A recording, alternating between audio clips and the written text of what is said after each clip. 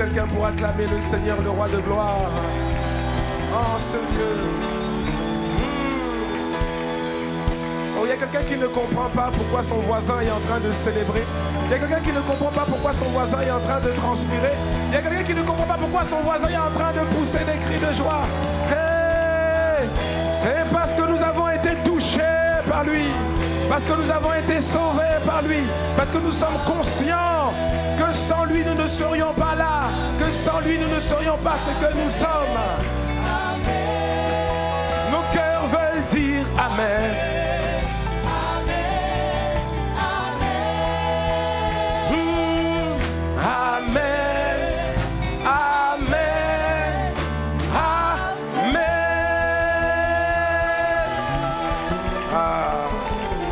Quelqu'un donne gloire à Dieu. Oh, il y a quelqu'un pour dire gloire à Dieu en ce lieu. Alléluia. Ah, bien-aimé, nous pouvons encore acclamer son nom. Il est digne de gloire. Et je vais vous inviter à saluer vos voisins, même si c'est déjà fait, c'est pas grave. Salue ton voisin, salue ta voisine. Donne-lui une bonne parole. Donne-lui une bonne parole. Ne tends pas simplement la main, mais donne une parole.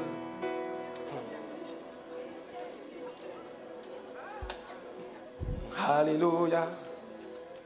Après, quand on dit donne une bonne parole, il y a des voisins tellement bavards qui peuvent... Hein?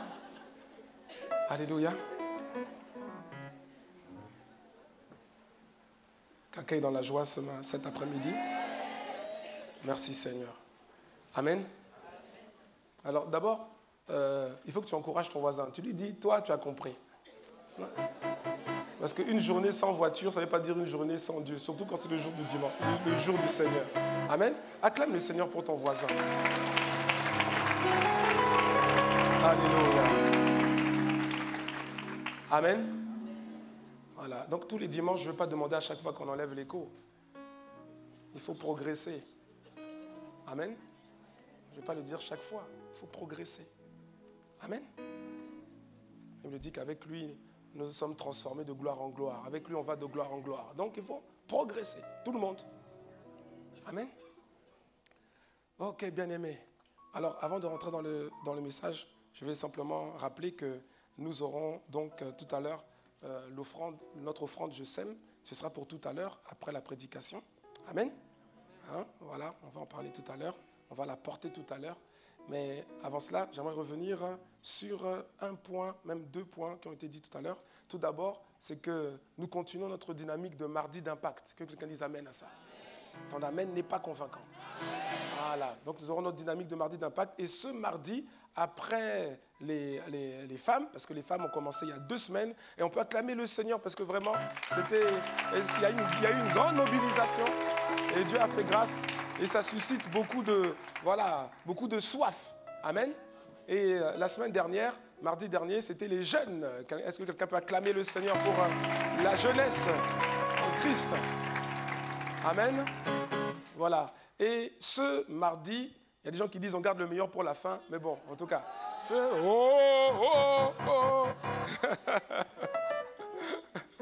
en tout cas, ce mardi, ce sera le mardi d'impact, la rentrée des hommes d'impact, hein, le mardi d'impact spécial homme. Voilà, pour nous acclamer le Seigneur pour ça. Amen.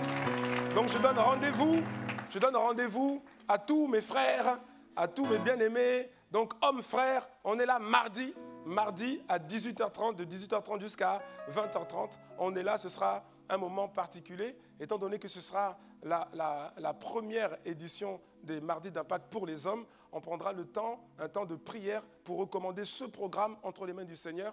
Et on prendra également un temps pour prier les uns pour les autres, un temps pour prier pour des cas spécifiques. Hein?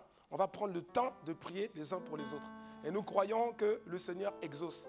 Il a dit, là où 2 ou 3 sont assemblés en son nom, il est au milieu d'eux. Et quand plusieurs s'accordent pour demander une chose quelconque en son nom, au Père en son nom, cette chose leur est accordée.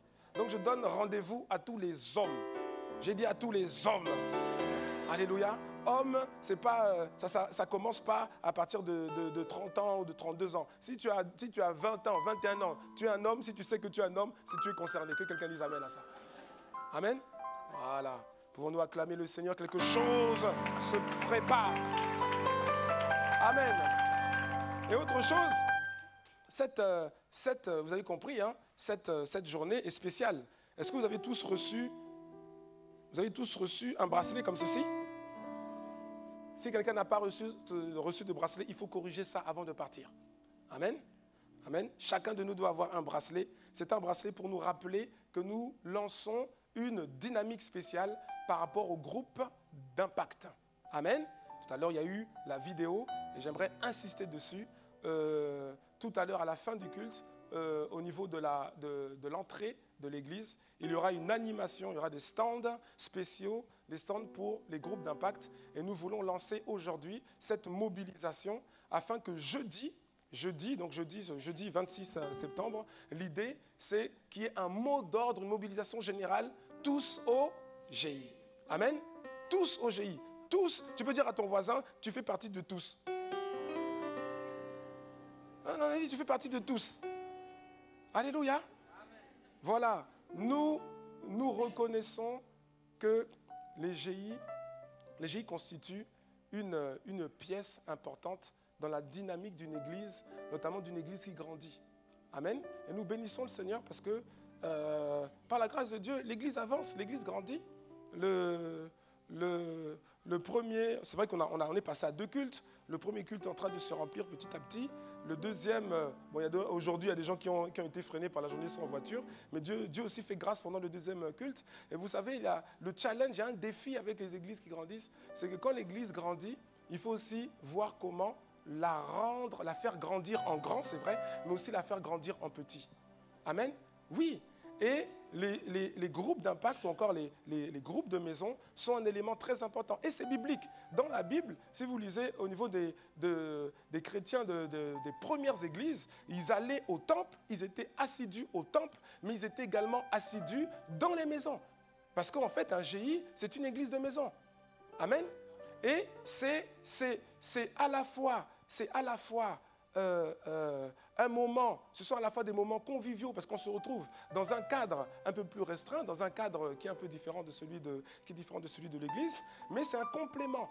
Il y a ce qu'on peut voir le dimanche ou à l'église et les autres jours de la semaine, mais il y a aussi, et c'est important, cette vie de communion fraternelle, d'édification mutuelle à travers des petits groupes. Les GI, ce n'est pas 40 personnes, les GI, c'est 10, 12, 15 personnes. Et c'est un bon moyen de progresser dans le Seigneur. Ça évite de se retrouver tout seul, de se retrouver perdu. Vous savez, quand l'église est grande, à un moment donné, le risque, c'est qu'on peut se retrouver un peu perdu au milieu de toute une foule. Mais le GI te permet non seulement d'être dans la foule, mais de ne pas être quelqu'un qui est perdu dans la foule, puisque tu retrouves des groupes, petits groupes de personnes, et ça permet aussi aux liens fraternels de se tisser, de se nouer, et ça donne à la vie chrétienne une autre dimension. Que quelqu'un dise amen à ça. Et pour ma part, moi je suis le témoin vivant de ce que les GI sont un réservoir, en tout cas des endroits où les potentiels sont manifestés, où les potentiels sont libérés. C'est dans un GI que j'ai appris à prier, à conduire la prière d'un groupe. On ne conduit pas une prière d'abord de 1000 personnes, on conduit d'abord la prière de 3, 4, 5, 6, 7 personnes. Amen. C'est dans les GI que j'ai appris à prier. C'est dans les GI que j'ai appris à exhorter, à encourager. Parce que animer un GI et faire partie d'un GI, ça permet de grandir. Quand on est pilote, les copilotes, vraiment s'ils sont sérieux, forcément ils grandissent. Et quand on va, même si on n'est pas pilote, si on est sérieux, forcément aussi on grandit. Amen. Et donc ça fait partie de la vie de l'Église. Et aujourd'hui, nous voulons mettre l'accent dessus parce que nous avons réalisé que c'est vraiment important. On n'est plus seul. Parce que dans la foule, tu peux traverser des moments difficiles, tu peux traverser des moments particuliers. Et si tu n'as pas un groupe de personnes, ce n'est pas toute l'Église, mais un groupe de personnes avec lesquelles tu es plus proche, avec lesquelles vous pouvez partager certaines choses. Il y a l'édification, il y a la prière, il y a l'adoration, il y a les témoignages. Et il y a cette entraide-là, cette communion fraternelle qui renforce et comme je disais, qui donne une autre dimension à la vie chrétienne. Et l'idée, c'est que chacun d'entre nous, en tout cas la majeure partie d'entre nous, nous puissions devenir membres d'un GI. en plus du bracelet que vous avez reçu, vous devez avoir reçu également une brochure comme celle-ci. Amen. Voilà, si vous n'avez pas reçu cette brochure, vraiment procurez-vous-la. Comme ça qu'on dit, non? Procurez-la vous. Non, procurez-vous-la. Le français dépend de son auteur. C'est ce que j'ai appris. Amen. Voilà. Et aujourd'hui, nous avons, par la grâce de Dieu, 56 groupes d'impact à travers la Belgique, notamment dans la région de Bruxelles-Capitale. Oui, on peut acclamer le Seigneur pour ça. Oui, amen. 56 groupes d'impact. Donc, j'ose dire, peut-être que je me trompe à une ou deux exceptions près, mais j'ose dire qu'il y a forcément un groupe d'impact à côté de chez toi, à côté de ton lieu de travail ou à côté de ton lieu d'études. Amen. Il suffit juste de regarder, il y en a forcément un. Alléluia. Donc, la mobilisation, ce jeudi, c'est tous au GI. Tous au GI. Amen. Et d'ailleurs, étant donné que nous voulons que ce ne soit pas juste ponctuel, mais que ce soit quelque chose de récurrent, quelque chose qui demeure, qui reste, parce que nous réalisons que c'est vraiment important. Nous avons décidé que, en fait, on va consacrer la journée du jeudi au groupe d'impact et au mouvement de visite. Amen. Donc, le jeudi, désormais, il n'y aura plus le programme DSP. Le programme des soirées de prière se tiendra de lundi à mercredi. Lundi soir, mardi soir, mercredi soir. Mais le jeudi, ça devient le jour de l'église en mouvement. Amen. L'église en mouvement. L'église doit être en mouvement, pas statique, une église en mouvement. Il y en a, ils vont aller dans des GI, il y en a d'autres qui vont recevoir les GI chez eux puisqu'ils ont des maisons hautes de GI. Et puis, les autres, il y en a qui vont se déplacer. Si tu ne te déplaces pas, ça veut dire que tu reçois quelqu'un à la maison pour la communion fraternelle et pour l'édification. Amen. Mais ça va être un jour de mouvement. Lorsqu'on lit les Écritures, on voit comment Jésus était un homme de mouvement. Il se déplaçait, il allait chez les gens, il recevait même les gens chez lui. Et les disciples aussi, ils ont suivi aussi, ils ont coulé aussi dans ce couloir. Ces disciples aussi, ils se rendaient chez les gens, ils visitaient les gens, ils repassaient, ils visitaient plusieurs fois pour voir comment les gens progressaient sur le plan spirituel. Quand il y avait un problème quelque part, ils se déplaçaient pour aller prier pour les personnes. L'église doit être une église en mouvement. Amen. Et donc le jeudi, ça va devenir maintenant, on va installer le jeudi comme le jour du mouvement. Je n'ai pas entendu ton amen et ton amen ne m'a pas convaincu. Alléluia. Amen. Que quelqu'un dise gloire à Dieu. Alors aujourd'hui, nous voulons continuer, nous voulons poursuivre dans cette dynamique que nous avons. Nous sommes en train de parler de prendre soin, n'est-ce pas? Amen. Nous sommes en train de parler de prendre soin. Et la semaine dernière, on a évoqué le fait de prendre soin. C'est très bien, mais il faut être un modèle. Amen. Un modèle de sanctification. Pourquoi? Parce qu'il y a l'enlèvement qui va arriver. Tout le monde est conscient de ça, n'est-ce pas? Tu es conscient maintenant que l'enlèvement peut arriver. Hein? À tout moment. Il va arriver. Il peut arriver à tout moment. Amen. Dis à ton voisin. Voilà. Bien aimé, voyez, comment dire? La vie chrétienne est une vie qui comporte plusieurs dimensions. C'est une vie qui comporte au moins 3 dimensions. Il y a au moins 3 dimensions de la vie chrétienne véritable. 3 dimensions de la vie chrétienne que chacun de nous est supposé vivre. Amen. Il y a plusieurs dimensions. La première dimension de la vie chrétienne, c'est la dimension, j'appelle ça la dimension de la vie chrétienne intime. La vie chrétienne intime, c'est-à-dire la relation dans la vie d'un chrétien, il doit y avoir l'intimité avec Dieu. C'est ce qu'on peut appeler la relation père-fils ou la relation père-fille. Amen. Et on doit trouver ça dans la vie de chacun de nous. On doit trouver cette dimension de la relation entre le père et son fils, entre le père et sa fille. Et cette dimension se développe en étant en contact de Dieu à travers le Saint-Esprit, par la prière, par la méditation de la parole de Dieu et aussi par l'obéissance à la parole de Dieu au quotidien. C'est tout ça qui va créer cette relation d'intimité entre le chrétien et son Créateur. Quelqu'un me suit? Est-ce que quelqu'un me suit? Amen. Ça, c'est une dimension de la vie chrétienne. La relation père-fils ou la relation père-fille. Dans cette dimension, on va aussi mettre la relation entre le berger et la brebis. Tout ça là, c'est la première dimension de la vie chrétienne intime avec Dieu. Jésus a dit dans Luc chapitre 3, au verset 22, Jésus a dit, et le Saint-Esprit descendit sur... Non, ça c'est le contexte. Il a dit, c'est un peu plus loin, prenons d'abord le contexte. Et le Saint-Esprit descendit sur lui sous une forme corporelle, comme une colombe, et une voix fit entendre du ciel ces paroles. C'est la voix en fait du Père, que quelqu'un dise le Père parle. Et donc une voix fit entendre du ciel ces paroles, et le Père dit, il parle au Fils, et il dit, tu es mon Fils, en toi j'ai mis toute mon affection. Amen. Voilà un Père qui parle avec son Fils, un Père qui parle, qui témoigne de son affection, qui témoigne de son amour envers son Fils. Tu es mon Fils bien-aimé, en toi j'ai mis toute mon affection. Il doit y avoir dans la vie chrétienne, dans la vie de chacun d'entre nous, étant donné que nous sommes des chrétiens, que nous aspirons à devenir des disciples, si nous ne le sommes pas encore, il faut cette dimension de l'intimité avec Dieu. Une vie chrétienne sans cette dimension de la relation père-fils ou père-fille est une vie chrétienne en fait qui n'existe pas.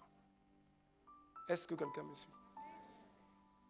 Dans cette dimension d'intimité, on va voir cette relation père-fils ou encore cette relation berger-brebis. Jésus a dit dans Jean chapitre 10, là c'est lui qui a dit, Jean chapitre 10, verset 14, il dit « Je suis le bon berger.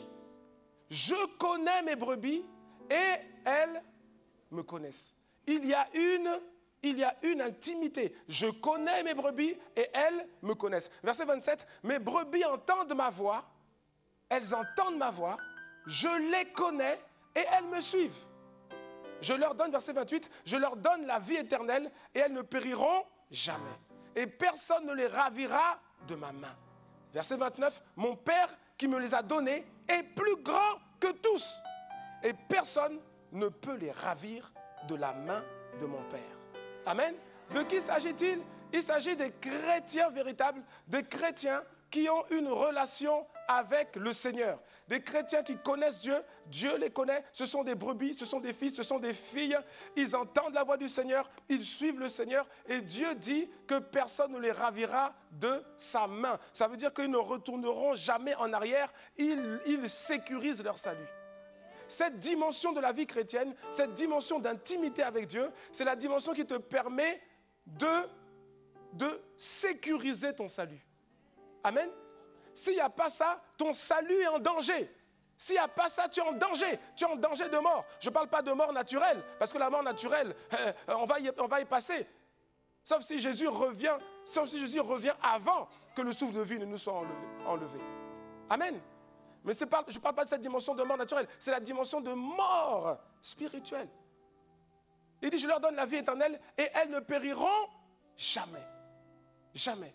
Ça veut dire que c'est cette relation, cette dimension de la vie chrétienne d'intimité avec Dieu qui sécurise ton salut, qui confirme ton salut, qui enracine ton salut.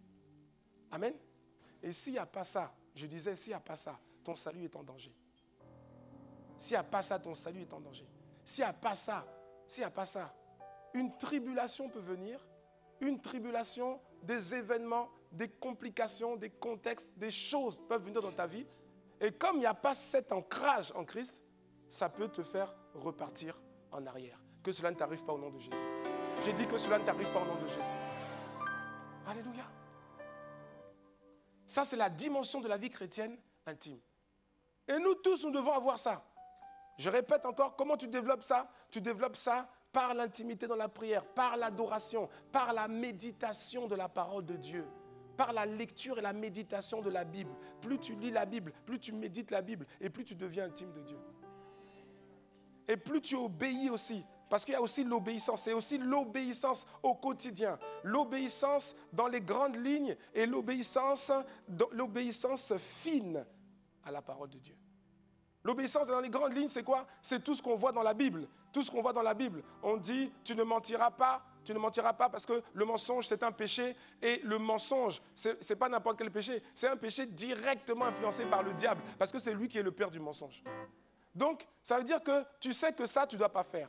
Tu ne mens pas. Tu sais que l'impudicité, fornication, tu ne fais pas ça. Parce que ça, c'est sale c'est la saleté parmi toutes les saletés.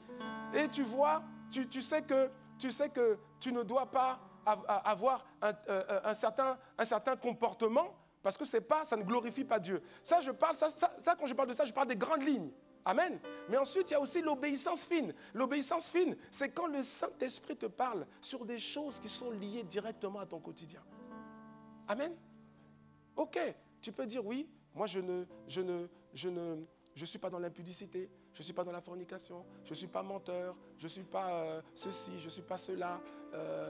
Mais en même temps, quand le Saint-Esprit te parle, il te dit, toi tu veux faire quelque chose, tu dis je veux aller à tel endroit. Et le Saint-Esprit au-dedans de toi, il te dit non, ne va pas là-bas. Et puis toi tu dis mais si je vais là-bas, ça fait quoi? C'est pas un péché. J'ai pas péché, j'ai pas commis un péché en allant là-bas. Et puis bon, j'y vais. Quand tu fais ça, tu as attristé le Saint-Esprit. Tu as déjà péché. Est-ce que c'est l'adultère, la fornication? Non, mais tu as péché. Tu es en train de détruire l'intimité que tu devrais consolider avec Dieu. Quelqu'un me suit ou pas? Amen. Oui, connaître Dieu, être intime de Dieu, ce n'est pas seulement la prière. Il y a la prière, il y a l'adoration, il y a la méditation de la parole de Dieu, la lecture, la méditation de la parole de Dieu, mais aussi l'obéissance à Dieu. Et plus tu es obéissant dans les petites choses, tu passes et le Saint-Esprit te dit non, arrête-toi, va parler à cette personne-là sur le côté. Tu dis, oh, mais comment je parlais? Je ne connais même pas. Le Saint-Esprit dit, va parler à la personne sur le côté. Ah non, Seigneur, là vraiment, non, je suis pressé. Et tu continues. Là, tu n'as pas couché. Tu n'as pas menti, tu n'as pas volé, mais tu as attristé le Saint-Esprit. Quelqu'un me suit? Et quand il te dit, vas-y, et tu ne sais pas trop pourquoi, mais tu sais qu'il te dit d'aller. Quelqu'un comprend de quoi je parle, n'est-ce pas? Et quand tu ne le fais pas, tu te sens mal à l'aise, oui ou non? En tout cas, si tu ne te sens pas mal à l'aise, c'est bizarre. Tu vois, il te dit, vas-y, va lui parler. Mais non, Seigneur, moi, je ne sais pas quoi lui dire, mais va lui parler. Mais Seigneur, alors que Dieu veut faire quelque chose à travers toi dans la vie de cette personne. Et puis tu dis, oh non, puis je prends tu prends ton tram. Mais tu as vu, quand tu prends ton tram, ton cœur est bizarre. Oui ou non? Tu dis, ah Seigneur, pardon. Tu sens que tu as péché.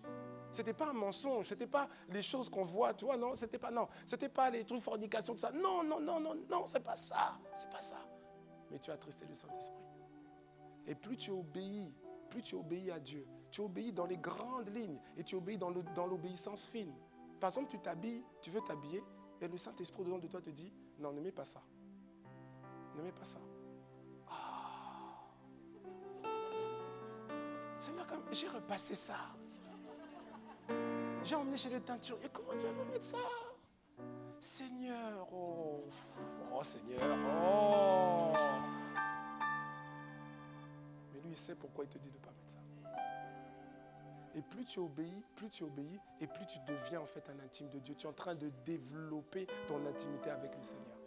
Ouais. Amen. Ça, c'est la première dimension de la vie chrétienne. Il y a une autre dimension de la vie chrétienne. C'est la vie chrétienne collective. Dis avec moi le collectif.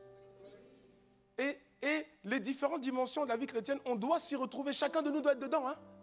Chacun de nous. Hein? Ah oui, la dimension de la vie chrétienne collective, c'est très important.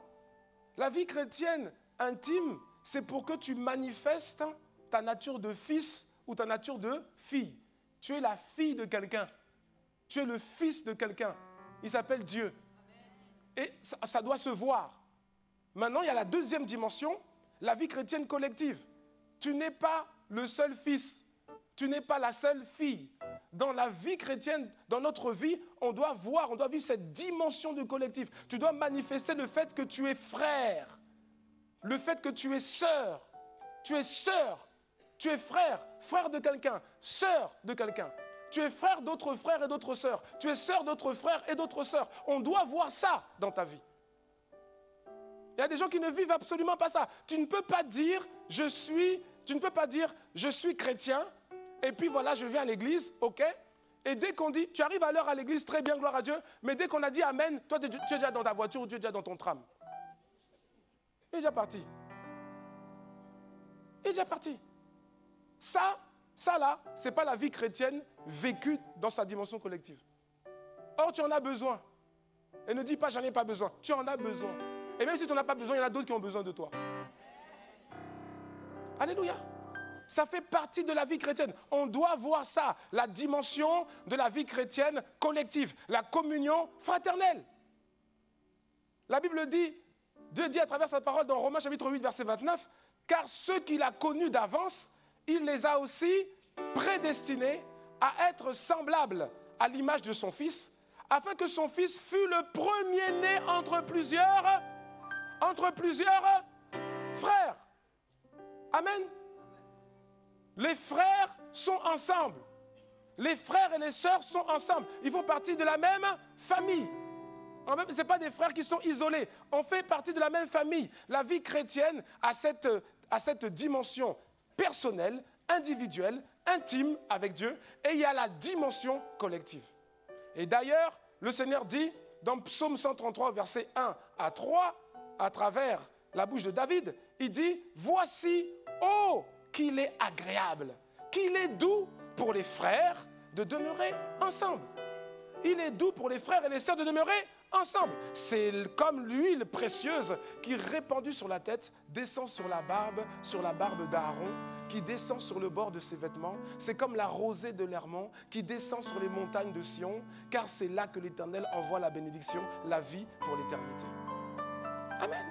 Ça veut dire quoi? Ça veut dire, bien-aimé, qu'il y a des dimensions de grâce, il y a des dimensions de faveur, il y a des dimensions d'exaucement que tu ne peux pas avoir tout seul en étant isolé. Il y a des dimensions de faveur, de grâce et d'exaucement que tu n'auras que dans le collectif. Alléluia. Tu n'auras cela que dans le collectif. Il a dit, c'est clair, il est doux et agréable pour les frères, et les sœurs de demeurer ensemble. C'est là que l'Éternel envoie la bénédiction. Il a dit, c'est là. Ce n'est pas quand tu es tout seul dans ton coin, en train de bouder, en disant, parce que les chrétiens, ils m'ont déçu. J'ai été déçu par les chrétiens.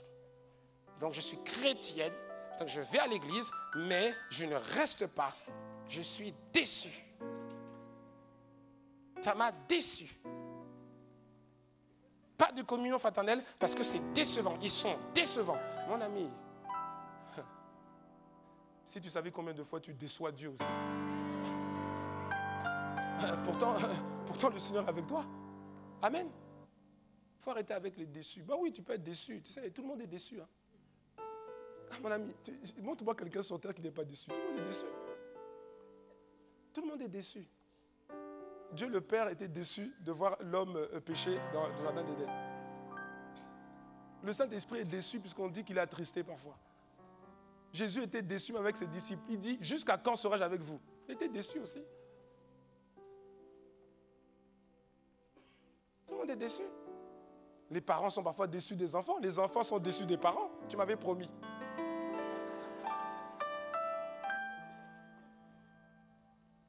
Les maris sont déçus de leurs épouses. Les épouses sont déçus de leurs maris. Les professeurs sont déçus des élèves. Les élèves sont déçus des professeurs. Les employeurs sont déçus des employés. Les employés sont déçus des employeurs. Tu ne m'augmentes pas. Tu ne travailles pas assez.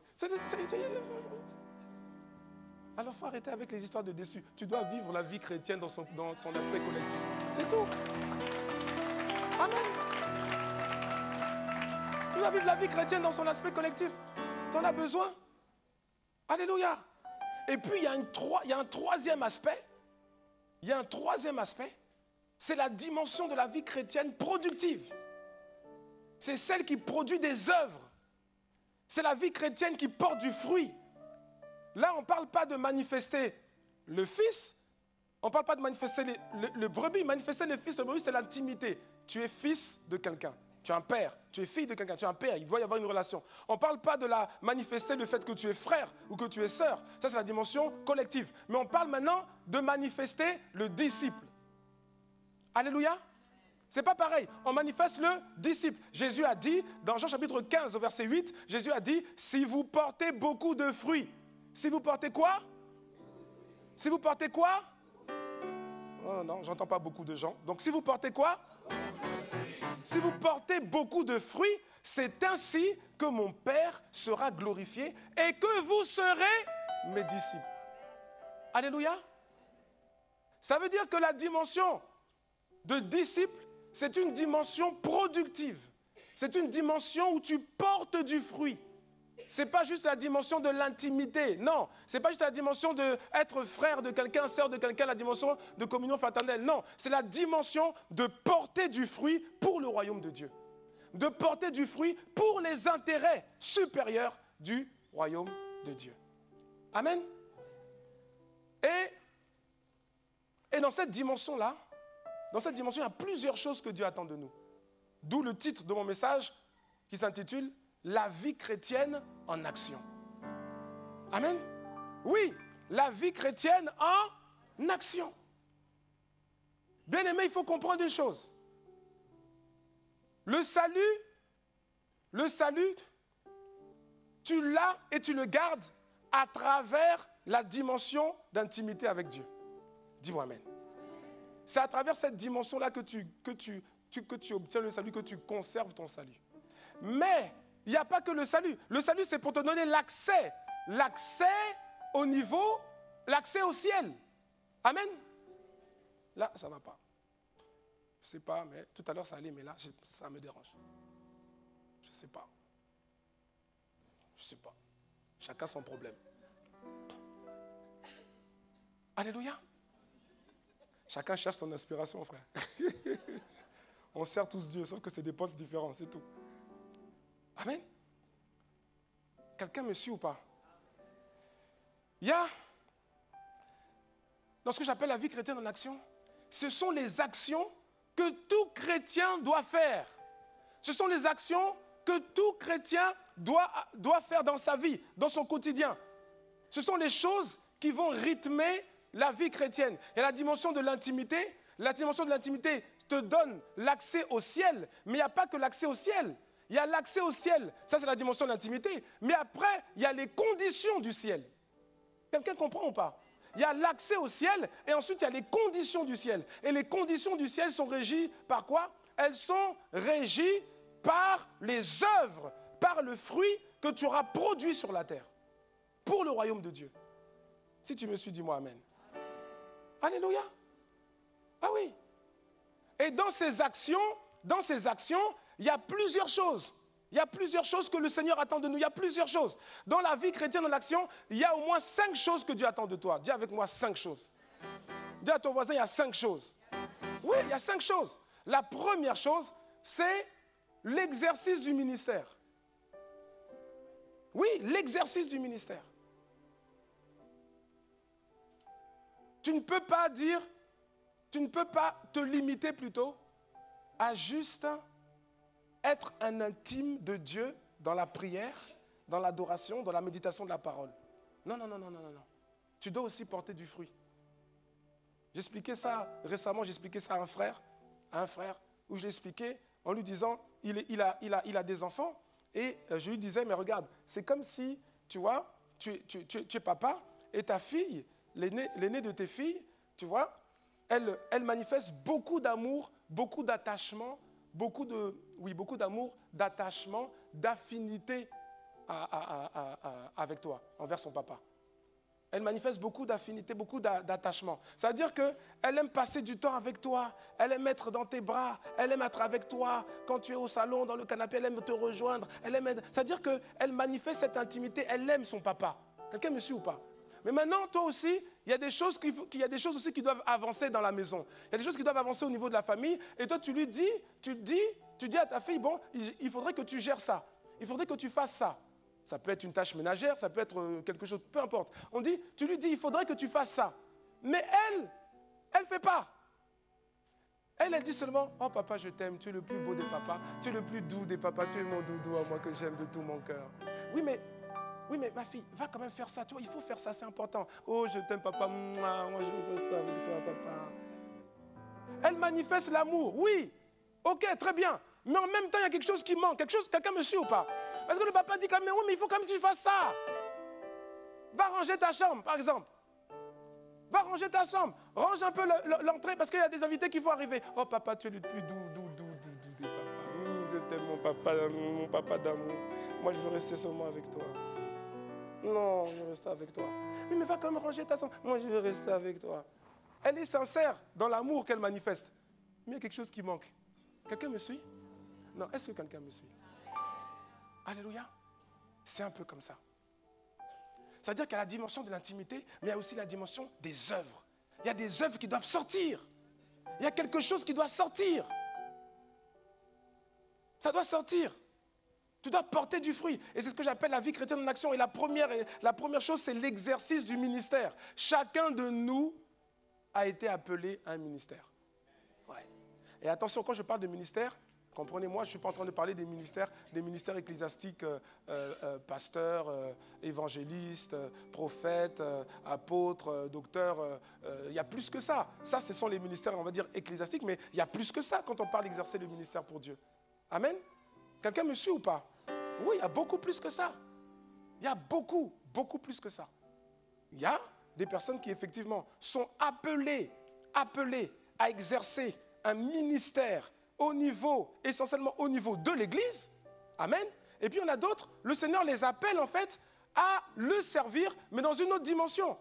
Dans une dimension, par exemple, sociale. Il y en a d'autres qui sont appelés à être des hommes d'État, des femmes d'État, oui. Il y en a qui sont appelés à rayonner dans le monde humanitaire. Il y en a d'autres qui sont appelés à rayonner dans le monde sportif.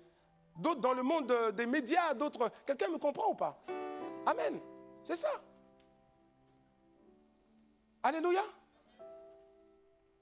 Il faut arrêter. Amen. Et chacun de nous a reçu un mandat de la part de Dieu. Chacun de nous tous ici, on a reçu un mandat. Personne n'est venu sur la terre par hasard. Personne. Peu importe ce qu'on a dit de toi, peu importe ce que tes parents, parce qu'il y a des parents qui n'ont pas fait vraiment un bon travail. Il y a des parents, au lieu de bâtir, ils ont détruit la vie des enfants. Peu importe ce que les camarades de classe ont dit à ton sujet. Peu importe ce que les professeurs même ont dit. Même s'ils ont dit non, tu es nul, tu n'y arriveras pas, tu es le cancre, tu es le dernier, tu es la dernière, vaurienne, vaurien. Peu importe, ça c'est ce qu'ils ont dit. Mais il faut comprendre, il faut d'abord savoir ce que Dieu lui a dit. Qu'est-ce que Dieu a dit? Dieu n'a pas dit vaurien, impossible. Dieu n'a pas prononcé ces mots sur ta vie. Parce que tu es précieux. Tu es précieux. Ici, tu as manifesté sur la terre. C'est parce qu'il croit en toi. Il a mis un potentiel en toi. Et il croit en toi. Il croit en toi. Tu ne vas pas te limiter à ce que les autres ont dit. Non, il y a un ministère que Dieu attend que tu fasses. Alléluia. Il y a un ministère. Tu peux être simplement chrétien pour être chrétien et sauvé. Oh, je suis sauvé. Oh, dans le ciel, nous serons dans la joie. Dans le ciel, nous serons dans la joie. Dans le ciel, nous serons dans la joie. Dans le ciel, nous serons dans la joie. Ok. Mais est-ce que ici tu fais la joie du ciel? Amen. Actes des Apôtres, chapitre 13, verset 2. Pendant qu'ils servaient le Seigneur dans leur ministère et qu'ils jeûnaient, le Saint-Esprit dit, mettez-moi à part Barnabas et Saul pour l'œuvre à laquelle je les ai appelés. L'œuvre à laquelle je les ai appelés. Chacun de nous a été appelé par Dieu pour des œuvres. Pour des œuvres. Pour des œuvres. Pas des vues de l'esprit, des œuvres. On parle de l'œuvre. L'œuvre, c'est des choses qu'on fait. L'œuvre, c'est des choses qu'on fait. Et là, le Seigneur va nous noter, nous tous dessus. Chacun de nous, bien-aimés, il faut être conscient de ça. Chacun de nous sera noté. Chacun de nous sera noté. Là, je ne parle pas de l'accès au ciel. L'accès au ciel, c'est autre chose. L'accès au ciel, tu as reçu Jésus-Christ, tu as développé une intimité avec le Seigneur, tu as gardé ton salut, tu as sécurisé ton salut, gloire à Dieu. Mais après, une fois au ciel, il y a les récompenses ou pas. Le problème, c'est que tout se décide pour l'éternité, tout se décide ici. C'est ça le problème. Et c'est ça qu'il faut que chacun de nous comprenne. Tout se décide ici. C'est ici. C'est maintenant. Le salut se décide ici. Ce n'est pas après, c'est maintenant. Tu es en Christ, tu as ouvert ton cœur à Jésus-Christ, tu as été sincère, tu es sauvé. Ton éternité est assurée auprès de Dieu. Tu ne l'as pas fait, ton éternité, tant que tu ne l'as pas fait, ton éternité est assurée loin de Dieu, l'enfer. Les couronnes, les choses, les récompenses, ton adresse, on a déjà parlé de ça. Ton adresse au ciel, c'est ici. C'est ici. Je ne vais pas créer de polémique, mais c'est ici. C'est ici que ça se décide. Je ne vais pas créer de polémique, mais ça se décide ici. Tu connais les quartiers de Bruxelles, tu connais les villes de la région de Bruxelles.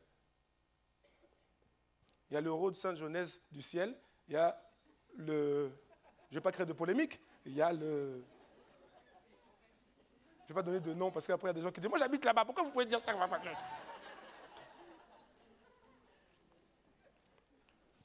Donc mélangeons tout. Tu vois, il y a Watermael, c'est ça non? Watermael Boisfort. Voilà, c'est quelque chose. Il y a quelque chose. Il y a Woluwe Saint-Lambert, Woluwe Saint-Pierre, Molenbeek. Mais qu'est-ce qu'il y a? C'est quoi votre problème? Amen. Mais ton adresse au ciel, ça se décide maintenant. Je vous l'ai déjà montré, je ne vais pas encore revenir dessus. Ça se décide maintenant, maintenant. Si tu veux habiter proche du trône, tu vois, non? Est-ce que les gens ne sont pas conscients de ça? Tu vas habiter proche du trône. Proche du trône. Il faut produire des œuvres. Ah oui, il faut produire des œuvres. Tu vas habiter proche du trône. Tu vois, proche du trône, là. Waouh! Proche du trône. Waouh! L'avenue de la foi. Tu imagines, l'avenue de la foi. Numéro 1, tu vois, première villa. Numéro 1, avenue de la foi, c'est la maison d'Abraham. Si tu vas habiter sur l'avenue de la foi, à mon avis, tu vas produire des œuvres. Hein? Ah oui. Il y a l'avenue de la paix. Il y a l'avenue de la grâce. Et il y a plusieurs, Jésus a dit, il y a plusieurs maisons dans la maison il y a plusieurs demeures dans la maison de mon Père. On a lu ça la semaine dernière. Il a dit, si ce n'était pas vrai, je vous l'aurais dit. Si ce n'était pas ça, je vous l'aurais dit, il a dit. Ah oui. Il y a la rue de l'humilité. Tu vois, la rue de l'humilité. Mais attention, hein, c'est puissant, hein, la rue de l'humilité. Ah oui. Le boulevard de la sagesse. Ah oui, il y a des trucs comme ça. Ah oui. Oui, mais c'est maintenant que ça se décide. Et puis il y a des quartiers un peu loin là, du trône. C'est la limite, tu vois, non? L'enfer est là, tu vois, ça c'est... Vous avez vu les pancartes, quand on roule, hein? Vous voyez, non? Vous voyez la pancarte, on change de ville, c'est notre pancarte. Tu vois, non? Il y a des maisons qui sont... Vous avez vu, non? Des maisons, il y a la pancarte, il y a une maison qui est là, mais juste derrière la pancarte, il y a une autre maison. Mais c'est plus du tout la même ville. Hein? Ah oui, et puis il y a des gens, ils n'aiment pas ça. Hein? Les gens, ils disent que non, tu habites à... Bon, il ne faut pas créer de polémique. Tu habites à tel truc. Ah non, moi ma maison est à côté. Non, moi j'habite pas là-bas. Non, tu habites là-bas. Tout dépend des œuvres. Hein? Plus tu fais des œuvres qui vont passer par le feu, qui vont résister au feu. Parce qu'il y a des œuvres qui sont faites par la chair. Ça passe pas, ça. Ça, c'est des falsifications, c'est des faux usages de faux. Mais il y en a d'autres qui sont des vraies œuvres. Et plus tu sers, plus tu produis du fruit, et plus tu es proche du trône. Et moins tu fais. Si tu es juste sauvé, tu ne vas pas être... Attends, excuse-moi, il faut que les choses soient claires. Hein. Si tu es juste sauvé, tu viens à l'église, là, si tu fais ton culte, et puis tu repars, on dit Amen, tu es déjà dans ta voiture. Ne t'attends pas tu vois, avenue de la grâce, de la foi, de la sagesse, tout ça là. Non, hein, c'est pas ça. Hein. C'est le sentier du... Hein? Et juste au bout du sentier, il y a une pancarte, enfer. C'est-à-dire que ça, c'est la limite. La limite. Il ne faut pas habiter là-bas.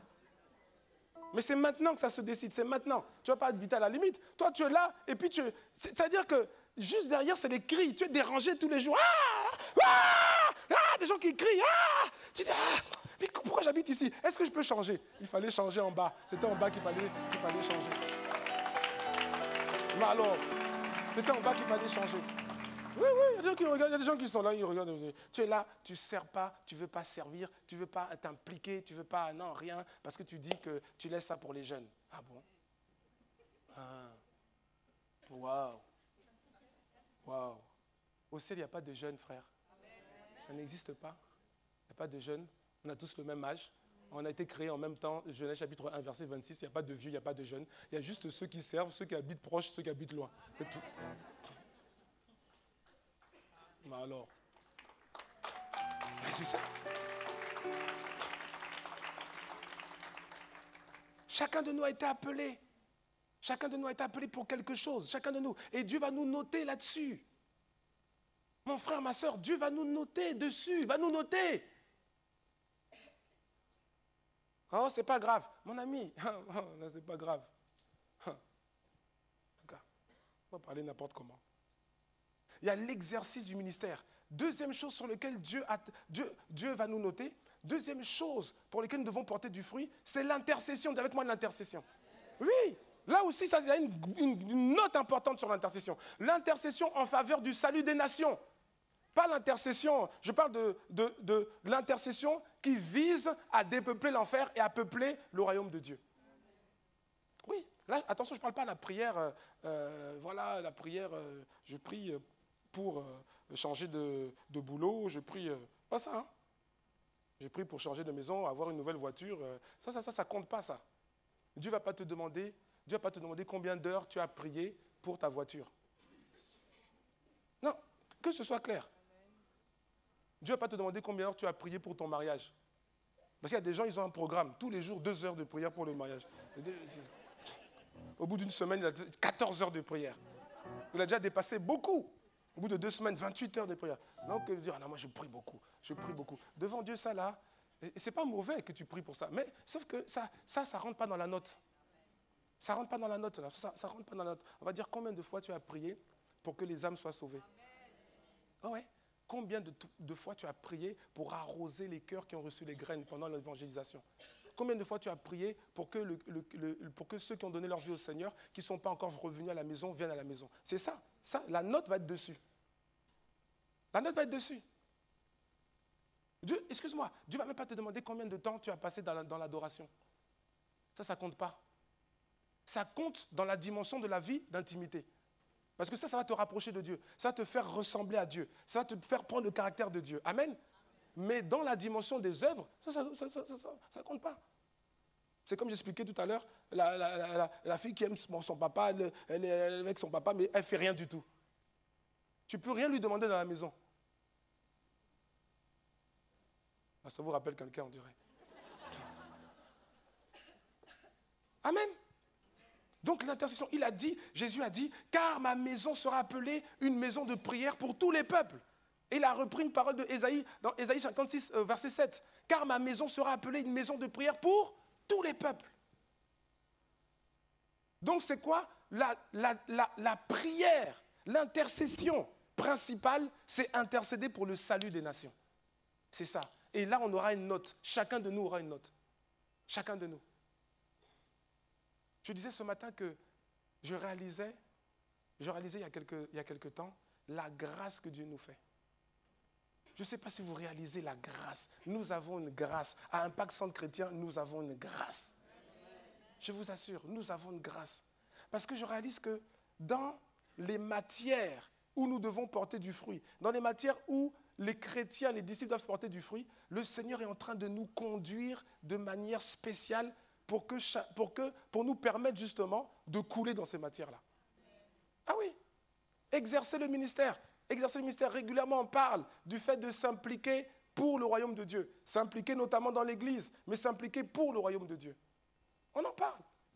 On crée toutes sortes de choses, on fait qu'on appelle ça, une fois par mois, on fait les forums de ministère, on encourage les gens à servir, etc., etc. L'intercession pour les nations, on le fait aussi, le Seigneur nous a inspirés. Ça fait 2 ans, on a dit ça à la méga veillée vendredi, les veillées à Impact Centre Chrétien, Bruxelles, on a fêté les 2 ans d'anniversaire. Oui, Alléluia, oui, tu peux acclamer le Seigneur. Et Dieu nous attend. Dieu attend chacun de nous dans ces matières-là. Alors que l'éveillé, l'essentiel d'éveiller, c'est l'intercession. C'est l'intercession. Et le schéma directeur de tous les sujets de prière, c'est le salut des nations. Oui. Après, c'est vrai, on a aussi des temps où on va prier les uns pour les autres, des temps où on va prier pour les sujets personnels. Oui, mais ça, c'est un peu moins. Mais on le fait aussi. Parce qu'il a dit qu'il faut prier les uns pour les autres. Amen. Mais sinon, l'essentiel des veillées, c'est quoi? C'est l'intercession. Ça veut dire quoi? Ça veut dire que quand tu viens à la veillée, quand tu viens aux veillées le vendredi, en fait, tu es en train d'ajouter ta note. Tu es en train d'augmenter ta note. Oui, oui. Tu es en train d'augmenter ta note. Tu es en train de faire ce qu'il faut faire. Tu es en train de faire quelque chose, une activité spirituelle qui compte dans la note finale. Il faut être conscient de ça. Il faut être conscient. DSP, des soirées de prière, pareil. Lundi, bon, avant on faisait jeudi, maintenant on arrête le jeudi, on fait lundi, mardi, mercredi. On ne prie pas pour avoir que tout le monde à l'église ait une voiture, que tout le monde ait une voiture, que tout le monde, Seigneur, nous prions pour que tout le monde ait une voiture. Au nom de Jésus, une voiture. On ne prie pas pour ça. Non. Le schéma directeur, enfin, le lien, c'est quoi? C'est dépeupler l'enfer et c'est peupler le royaume des cieux. C'est ça. Donc oui, on rend grâce. Le lundi, c'est un jour où on rend grâce. Parce qu'on a compris que quand on rend grâce pour les âmes qui ont été sauvées, pour les graines qui ont été plantées dans les cœurs, quand tu rends grâce, Dieu continue. Donc on rend grâce. Donc ça fait partie, on prie comme il faut. On prie pour que ceux qui ont donné leur vie au Seigneur s'attachent au Seigneur. Oui, mais quand tu fais ça, tu es en train d'augmenter ta note. Et quand tu ne fais pas, tu laisses ta note en bas. On parle de témoigner. Témoigner aussi. Parce que témoigner, ça fait aussi partie de la vie chrétienne en action. On doit voir 5 choses dans la vie chrétienne en action. L'exercice du ministère, l'intercession, le témoignage. Il a dit, ils l'ont vaincu à cause du sang de l'agneau et à cause de la parole de leur témoignage. Amen. On doit témoigner. Et Dieu est en train de nous c'est pour ça que je bénis Dieu. Je bénis Dieu. Il est en train de nous contraindre, de nous forcer à suivre un canevas qu'il a lui-même préparé. On est en train de mettre en place, là, dans quelques semaines, dans quelques jours, dans quelques semaines, on va lancer une opération. Je crois que j'en ai déjà un peu parlé. C'est l'opération 0 témoignage perdu. On ne va plus laisser un seul témoignage perdu. C'est fini. Tu as un témoignage, j'ai un témoignage, t'envoies à ton voisin un témoignage, on ne va pas dire oui, c'est un grand témoignage ou un petit témoignage. Il n'a pas dit ici, dans Apocalypse chapitre 12, verset 11, ils l'ont vaincu à cause des grands témoignages. Non, ils l'ont vaincu à cause de la parole de leur témoignage. Que ce soit grand témoignage, petit témoignage, quelqu'un, oui, peut-être que toi tu n'as pas ce problème-là, mais quelqu'un qui a galéré ce n'était pas évident, pendant 10 ans, il vient d'avoir ses papiers officiels, oui, ben c'est un témoignage. Toi, tu te dis, mais c'est bon, il témoigne parce qu'il a des papiers, bah oui. Ouais. L'autre, il a galéré pendant je ne sais pas combien de temps, il vient maintenant de commencer à travailler. Travailler, mais s'il est boulanger. Oui, mais c'est un témoignage. L'autre, elle a pu enfanter. Elle a pu enfanter, toi tu as 12 enfants, c'est un témoignage. Oui, c'est un témoignage. 0 témoignage perdu. On va installer à ICC la culture du témoignage. Et donc, on est en train de mettre en place toutes sortes de schémas, toutes sortes de canaux vers lesquels, en fait, quand on a un témoignage, on pourra donner le témoignage. 0 témoignage perdu. Parce qu'on sera noté là-dessus. Oui, Dieu va nous poser la question à chacun d'entre nous. À chacun d'entre nous. Il va nous poser la question. Il te posera la question. Arrivé au ciel, on va te poser la question. Toutes les grâces, tous les exaucements que j'ai faits dans ta vie, il va te poser la question, à qui as-tu témoigné? À qui as-tu témoigné? Parce que quand Dieu exauce ta prière, il faut comprendre, hein? Quand Dieu exauce ta prière, quand Dieu fait un miracle dans ta vie, en vérité, ce n'est pas pour toi. Hein? Non. Ce n'est pas pour toi. Enfin, oui, c'est pour toi, mais ce n'est pas que pour toi. Ah non. Ce témoignage que Dieu déclenche dans ta vie, c'est pour que ça fasse un effet boule de neige pour d'autres vies. Parce que quand tu vas témoigner, ça va augmenter la foi d'autres personnes qui traversaient les mêmes choses que toi. Et ils vont se dire, ah, mais donc lui, il a été exaucé, elle a été exaucée. Mais Dieu qui ne change pas, il est le même hier, aujourd'hui et pour l'éternité. Mais donc il va m'exaucer aussi. Et ça booste la foi. Et quand ça booste la foi, du coup, c'est là que tu arrives à vaincre les œuvres des ténèbres dans la vie des autres, par ton témoignage. Donc oui, donc ces canaux de témoignage, c'est encore, tu vois, non, c'est encore, on est, l'Église, par la grâce de Dieu, le Saint-Esprit en train de construire ICC pour te dire, tu vois, les axes sont là, coule seulement dans les axes. Sers Dieu, intercède, il y a plusieurs plateformes d'intercession, intercède, témoigne. Il y a des notes là-bas, évangélise. Il a dit dans Marc chapitre 16, verset 15, allez par tout le monde. Allez par tout le monde et prêchez la bonne nouvelle à toute la création. Ça, ce sont les derniers mots, les dernières phases de Jésus quand il était physiquement avec ses disciples. Ça veut dire que ce n'est pas des paroles en l'air. D'ailleurs, quand Jésus parle, ce n'est jamais des paroles en l'air. Mais on sait très bien que quand quelqu'un donne ses derniers mots avant de partir, ce sont les choses qui comptent le plus pour lui. C'est vrai ou ce n'est pas vrai? Ah, si vous voyez quelqu'un sur son lit de mort qui donne ses dernières paroles, il ne va pas dire des choses, il va parler des choses qui sont importantes pour lui dans ses derniers instants. Il ne va pas parler, c'est bizarre, la cravate du Premier ministre hier à son allocution publique, c'était bizarre. Hein? Il va te dire les choses, il va parler des choses. Voilà, réconcilie-toi avec ton petit frère. Oui, il y a des parents avant de partir, ils se disent, réconcilie-toi avec ton petit frère. Il prend les choses les plus, tu vois, non? Pardonne à ta maman. Prends soin de ce que j'ai laissé. Des choses comme ça. Donc là, ça va compter. Prêche la bonne nouvelle à toute la création. Ah oui. Allez, chacun de nous sera noté, hein. Évangélisation, chacun de nous sera noté. Chacun de nous. C'est une grâce. Aujourd'hui, à ICC à Bruxelles, on fait 8 sorties d'évangélisation par semaine. 8.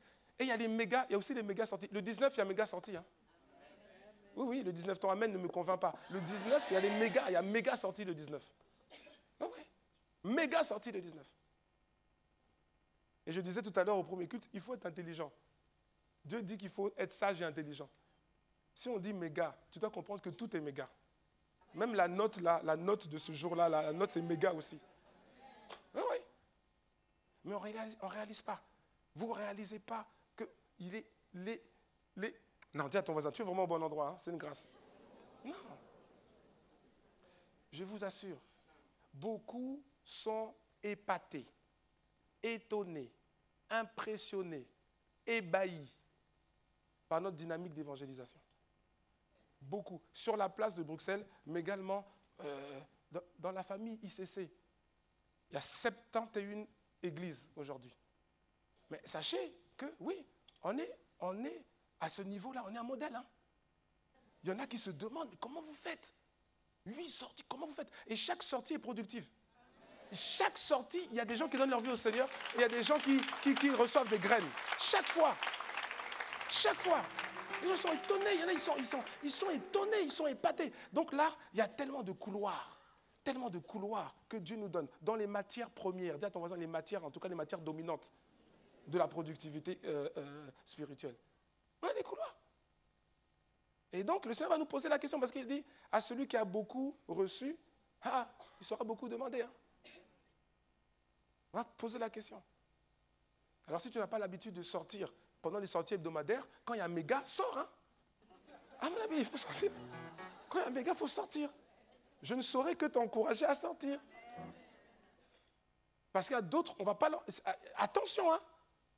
On va poser la question, mon toi. Il y avait 8 sorties par semaine. Il y avait des méga sorties. Tu es sorti combien de fois? C'est-à-dire que... Le timing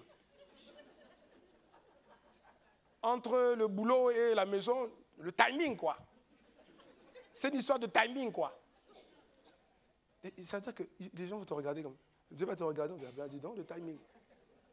Les anges vont te regarder. Je pense même qu'un ange va te dire, mais lui, il est arrivé là, comment, celui-là?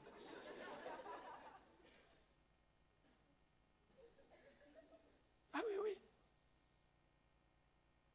Il y a des endroits, bien aimés, il y a des endroits, il y a des assemblées où le dimanche, déjà, il y a des assemblées où ils ne sortent pas. Il n'y a pas d'évangélisation. Il n'y a pas de sortie d'évangélisation. Il n'y en a pas. On pourrait dire, oui, mais ils évangélisent de manière évangélisation de proximité. Non, non, parce que le dimanche après dimanche, il n'y a aucun nouveau qui arrive. Il n'y a aucun. Il peut y avoir 5, 6, 7 dimanches, il y a 0 nouveau. 0 personnes qui viennent pour la première fois. 0. C'est-à-dire qu'il n'y a pas l'évangélisation de proximité. Je parle dans mon entourage, j'invite à l'église les gens de ma famille, les gens de mon travail, les gens de mes amis et tout ça. Non, il n'y en a pas. Il n'y en a pas. Et Dieu te fait la grâce d'être dans une assemblée où il y a cette dynamique-là. Bénis Dieu, hein. Moi je te dis, bénis Dieu. Bénis Dieu. Non, c'est une grâce. Je réalisais que c'est une grâce. Il y a tout pour avoir des bonnes notes. Il y a tout pour avoir des bonnes notes. Après, oui, on n'est pas parfait. Je n'ai pas dit qu'on était parfait, on n'est pas une église parfaite. De toute façon, l'église parfaite, ça n'existe pas. Regardez dans l'Apocalypse, quand le Seigneur a commencé à parler aux églises, il a toujours reproché au moins une chose à chaque église. Donc il n'y a pas d'église parfaite, ça n'existe pas. Si quelqu'un vous dit, mon église est parfaite, voilà un menteur qui est en train de vous parler. Amen. Ah oui. Il y a le témoignage, il y a l'évangélisation, et il y a le fait de prendre soin. Ça, c'est ce qu'on est en train de, ce qu'on a commencé à voir là. Le fait de prendre soin. Matthieu chapitre 28, verset 19, Jésus a dit, allez, faites de toutes les nations des disciples, les baptisons au nom du Père, du Fils et du Saint-Esprit. Faites de toutes les nations des disciples. Donc une question sera posée à chacun d'entre nous, nous tous. Une question sera posée par Dieu. Combien de personnes as-tu contribué à affermir en Christ? Combien de personnes as-tu contribué à mener à l'état de disciple? Combien? Combien? Est-ce que sur le parcours d'une personne, est-ce qu'on peut trouver au ciel des personnes qui, sur leur parcours jusqu'à la manifestation d'être des véritables disciples de Christ, sont passés par toi? On va poser la question. Et là, excusez-moi, c'est quelque chose de personnel. Hein? Là, chaque note, là, c'est personnel. Chaque note pour chaque matière, là. L'exercice du ministère, l'intercession, le témoignage, l'évangélisation, prendre soin des âmes, c'est personnel.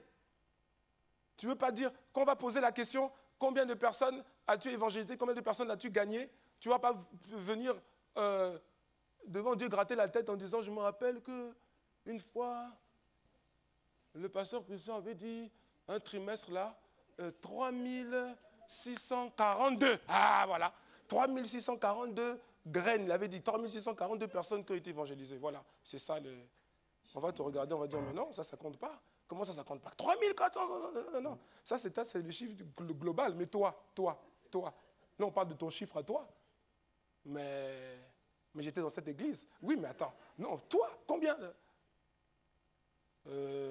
Non. Ça ne marche pas comme ça. On va poser la question à chacun d'entre nous. Et même si l'Église gagne des victoires et prend les territoires, si toi, tu n'as pas une bonne note, ça va être chaud pour toi. J'expliquais tout à l'heure qu'il faut regarder un peu comme un match de football. Dans un match de football, vous avez au moins 11 à 14 joueurs qui interviennent sur le terrain. C'est vrai ou ce n'est pas vrai? Pour ceux qui connaissent un peu. 11 à 14 joueurs qui interviennent sur le terrain. Même si l'équipe gagne, supposons que l'équipe joue le match et l'équipe gagne. L'équipe gagne 2-0 ou 3-0. Amen? Donc tout le monde est content, Mais après, l'entraîneur et puis les journalistes, tout le monde, même les spectateurs, même les téléspectateurs qui regardent, même si l'équipe a gagné 3-0, ils vont dire que celui-là, c'est vrai ou c'est pas vrai? Ah oui. Celui-là, même quand on va donner les notes personnelles par les journalistes sportifs, ils vont dire l'autre, il a eu 8,5, l'autre 6,5 sur 10, l'autre, il a joué moyennement 5 sur 10, l'autre, là, 1. On lui donne 1 parce qu'il était sur le terrain, c'est tout. 1. Et puis le 1 là, il fait le fanfaron dans le vestiaire, on a gagné, ouais, on a gagné. Et tout le monde est content lui aussi. Bon, c'est normal qu'il soit content, mais quand il arrête d'être un peu trop fanfaron, quoi. Ah oui, on a gagné. Ouais. Alors qu'on l'a dribblé pendant tout le match.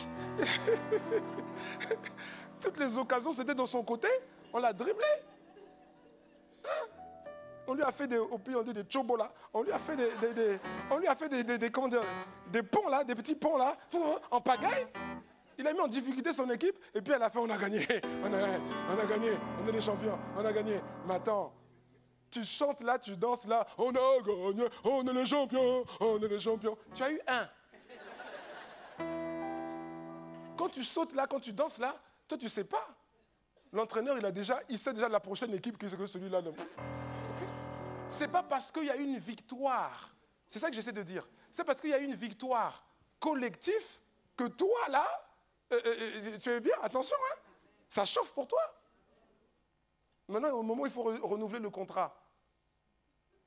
Ah oui, parce qu'il y a des contrats. Enfin, renouveler le contrat. Tu vois, à la fin de contrat, il faut qu'on renouvelle le contrat. Tu envoies ton agent pour que l'agent négocie un peu un nouveau contrat. Ah, on va dire, mais le gars, non mais, il a gagné un titre. Attendez, il a gagné un titre grâce aux autres. Mais lui, qu'est-ce qu'il a fait? Les notes 1 sur 10. Premier match, deuxième match, 1 sur 10. Deuxième match, je ne sais pas ce qui s'est passé, 2 sur 10. Et puis, il jouait seulement parce que tous les autres étaient blessés. C'est ça. Non, quelqu'un me suit, n'est-ce pas? Amen. Chacun de nous va être noté. Et c'est la raison pour laquelle il faut produire du fruit. C'est la raison pour laquelle je parle de cette dimension de la vie chrétienne en action. Donc, en résumé, qu'est-ce qu'il y a? En résumé, Dieu va attendre chacun de nous sur au moins 5 points. 5 points. L'exercice du ministère, en fonction des grâces, des dons, des capacités, des talents, des aptitudes que Dieu t'a données. Parce que chacun de nous a reçu des choses de la part de Dieu. Mais c'est pour un but. Toujours pour un but. Toujours pour un but. Il y en a, le Seigneur vous a donné une capacité extraordinaire. Une capacité de synthèse. Ouais, synthèse. Plein de données, mais tu sais synthétiser. Voilà, exceptionnel. Il y en a d'autres, c'est des capacités d'endurance. Oui. D'autres, c'est des capacités de, quand je dis d'endurance, c'est-à-dire de face à l'adversité, de persévérance. Il y en a d'autres, c'est des capacités, parce que ça aussi, Dieu va te demander ce que tu as fait avec ça. Hein. C'est des grâces. Hein. Toutes les grâces que Dieu t'a données, il va te demander qu'est-ce que tu as fait avec ça. Il y en a, et je sais qu'il y en a dans cette salle, j'en suis sûr. Il y en a, Dieu vous a donné la capacité, vous voyez, la plupart des gens ont besoin de 7 à 8 heures de sommeil pour se requinquer. Il y en a dans cette salle, toi tu fais 3 heures, 4 heures, il y en a, je connais des gens comme ça.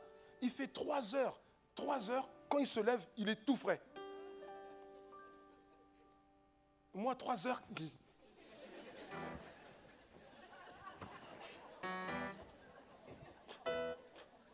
Non, 3 heures, mais c'est-à-dire que le cerveau est là-bas, le truc. C'est pas. Donc le Seigneur va te poser la question, mais je t'avais donné cette grâce-là. Qu'est-ce que tu as fait avec cette grâce-là? Ben, comme je me réveillais plus tôt que les autres, eh ben, j'en profitais pour jouer à la PlayStation. Hey! Une gifle invisible va venir te frapper. Non, mais quelqu'un comprend. Bon, j'ai fait exprès de donner un peu des exemples un peu qui font rire, mais c'est sérieux. C'est très sérieux. C'est une grâce. Tu as besoin pour te requinquer, tu as besoin que de 3-4 heures. Mais mets à profit. Mets à profit. Chacun de nous a des grâces. Et quand je dis des grâces, ce n'est pas seulement les trucs spirituels, tout ça. Il y a des dons spirituels, c'est vrai, mais il y a toutes sortes de grâces. Et Dieu va nous poser la question. Alors maintenant, si tu prends ton temps et tu vas aller, voilà, prendre ton temps, mettre tes talents dans des choses pour lesquelles le Seigneur ne t'a pas appelé, ça va être chaud pour toi. Ça va être chaud pour toi. Il y a des gens, je vais m'arrêter avec ça, il y a des personnes notamment des mamans, des mères de famille.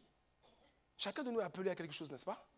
Il y en a, en fait, le Seigneur, quand je parle de l'exercice du ministère, là je suis dans le point de l'exercice du ministère, en fait, les grâces que Dieu t'a données, la patience, l'amour, la compassion, toutes sortes de choses, la capacité à communiquer, la capacité, toutes sortes de choses, le Seigneur t'attend principalement sur un point dans l'exercice du ministère, c'est que tu sois une rampe de lancement pour tes enfants. Pas que tu sois directrice générale de je ne sais pas quelle société là. C'est-à-dire que tu peux être directrice générale, il n'y a pas de problème. Mais si ton poste de directrice générale est en train de mettre à mal le point là où Dieu t'attend. Tous les talents que tu as pris, alors que Dieu t'avait donné ces talents pour quelque chose. Toi, tu prends ces talents, tu vas mettre ça pour autre chose. Et même si tu as 20 sur 20 là-bas, directrice générale, 20 sur 20, recherché par toutes les entreprises de Belgique, même à l'international, les chasseurs de tête t'appellent tout le temps. Wow. Oui, mais on va te poser la question. C'est pas là-bas que je t'attendais. Tu pouvais le faire, tu peux le faire. Mais si tu le fais, ne détruis pas ce pourquoi je t'avais établi. Si vous êtes dans une période d'examen, on dit l'examen, le premier examen, c'est tel jour, dans telle salle. Toi, tu vas dans l'établissement, et puis on dit c'est la salle A. La salle A. C'est la salle A, c'est là-bas que tu dois faire ton examen. Et toi, tu arrives, et puis la salle A, tu ne vas pas à la salle A, tu vas à la salle B. La salle B, c'est un autre examen. Tu es là à la salle B, tu t'assieds, tu prends la copie, et puis tu notes. Et puis au final, tu as une bonne note. Très bonne note. 19 sur 20. Ah, j'ai eu 19 sur 20. Mais on va te dire, mais on s'en fiche.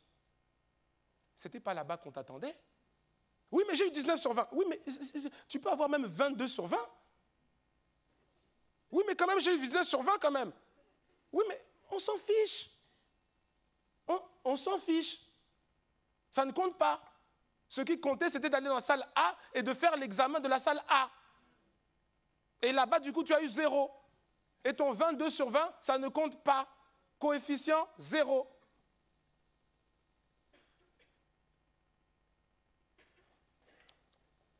Ah, ça fait tousser, hein?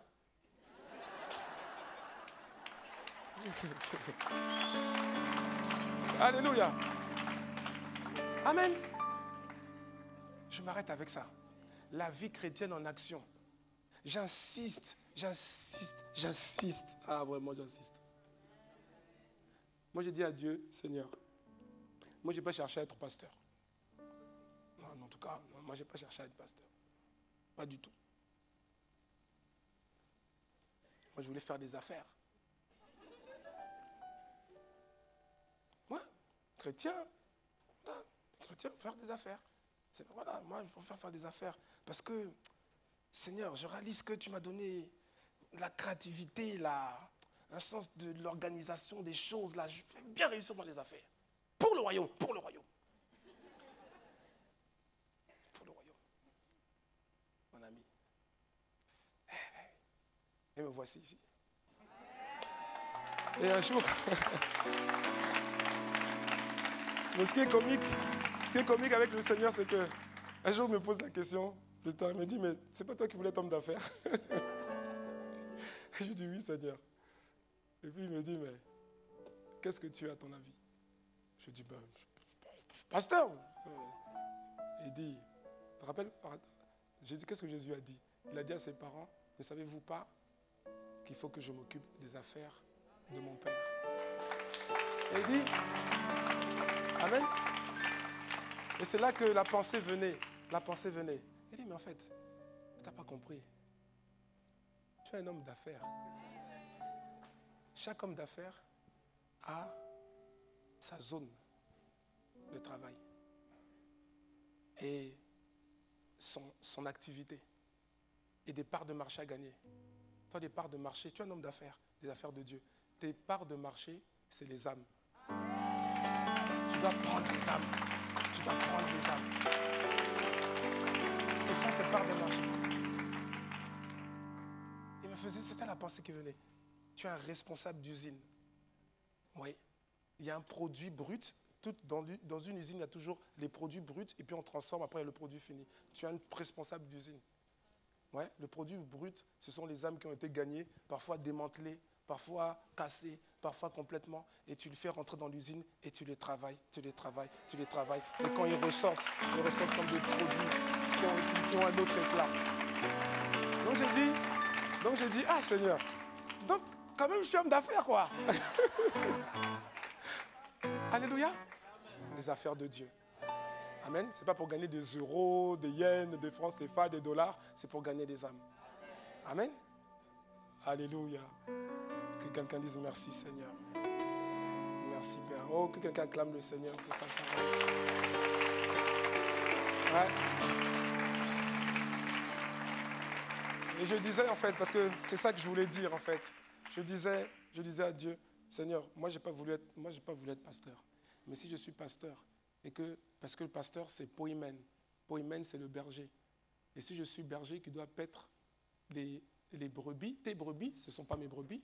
Si je suis berger qui doit paître tes brebis, alors Seigneur, accorde-moi la grâce que toutes les brebis que tu me confies, que toutes les brebis là, elles puissent garder leur salut, elles puissent avoir leur salut, garder leur salut, qu'aucun n'aille en enfer et que ces brebis là produisent le fruit que tu veux voir. Et dans tous les domaines, au niveau du ministère, au niveau de l'intercession, au niveau du témoignage, au niveau de l'évangélisation et au niveau de prendre soin. Seigneur, accorde-moi la grâce de pouvoir conduire le peuple, le troupeau que tu m'as confié, de pouvoir le conduire dans les verts pâturages et dans les eaux paisibles, afin qu'ils puissent faire ta volonté et que tu puisses te réjouir de leur vie et puis aussi de ma vie. Et qu'au ciel, on se retrouve tous, sans aucune exception.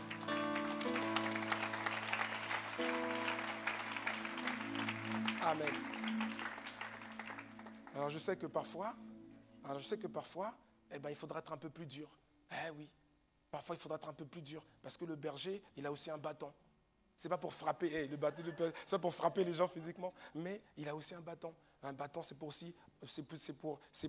ceux qui s'éloignent dans des trucs là, on fait, là-bas, il faut pas aller.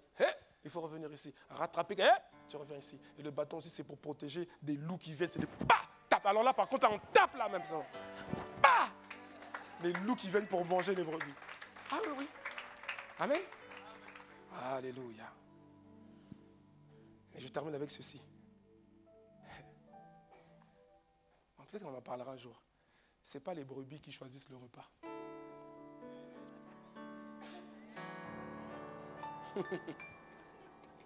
Quelqu'un n'a pas compris. Bon, c'est pas grave. C'est pas les brebis qui choisissent le repas.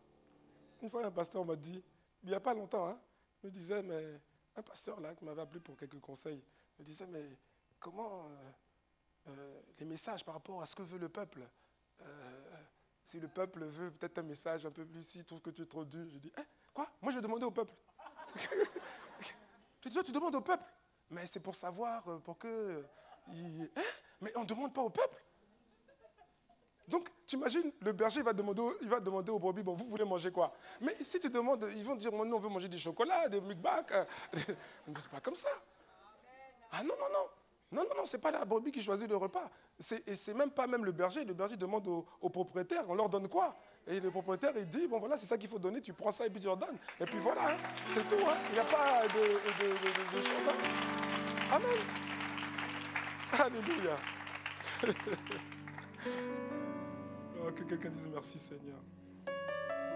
Alors bien aimé, nous devons faire quelque chose avant de terminer.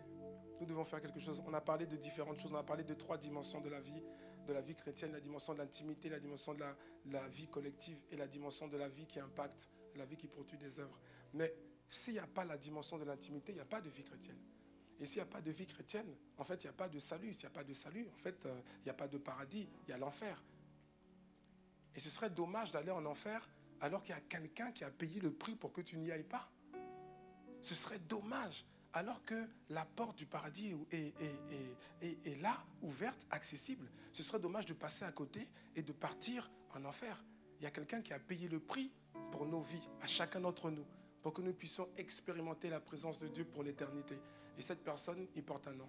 Il s'appelle Jésus. Il s'appelle Jésus. Personne d'autre n'a payé le prix pour ta vie. Personne d'autre. Bouddha n'a pas versé son sang pour que tu sois sauvé. Mohamed n'a pas versé son sang pour que tu sois sauvé. Tous les chefs de religion n'ont pas versé leur sang pour que tu sois sauvé. Il y a un seul, ce n'est pas le chef d'une religion, c'est Dieu le Fils. C'est la parole de Dieu qui a été faite chair. Et lui, il est venu, il a versé son sang pour que toi, tu sois sauvé. Et il a annoncé, on l'a vu la semaine dernière, il a annoncé qu'il partait et qu'il revenait. Aucun des Bouddhas, Krishna, Mohamed n'a dit qu'il revenait. Pourquoi? Aucun d'eux ne peut revenir.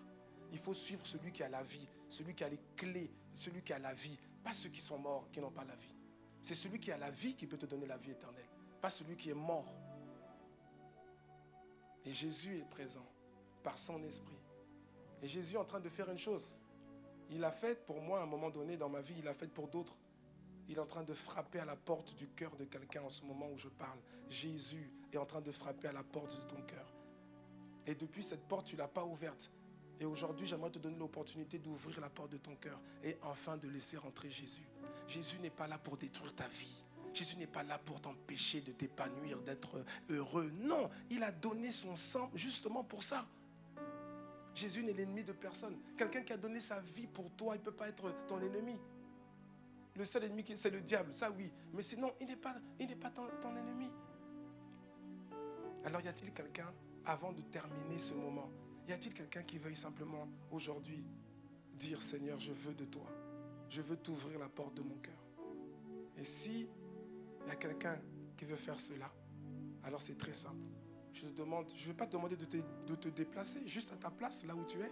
Alors que nous avons la tête baissée, je demande à tout le monde d'avoir la tête baissée, s'il vous plaît, et les yeux fermés, s'il vous plaît, afin que celui qui voudrait répondre oui à Jésus ne soit pas intimidé par le regard d'un autre. Alors je veux dire simplement, y a-t-il quelqu'un qui veut dire oui à Jésus? Si c'est votre cas, à votre place, là où vous êtes, je vous demande juste une chose, levez la main là où vous êtes. Levez la main, levez la main, levez la main. Je vois une main qui se lève. Ce qui m'étonne, c'est que je vois des gens qui regardent. Ça, j'aime pas ça. Ça, c'est pas bon. Ça, c'est pas le respect. Je vois 2 mains, 3, 4, 5, 6 mains qui se lèvent. Merci Seigneur. Gardez vos mains levées, gardez vos mains levées, gardez vos mains.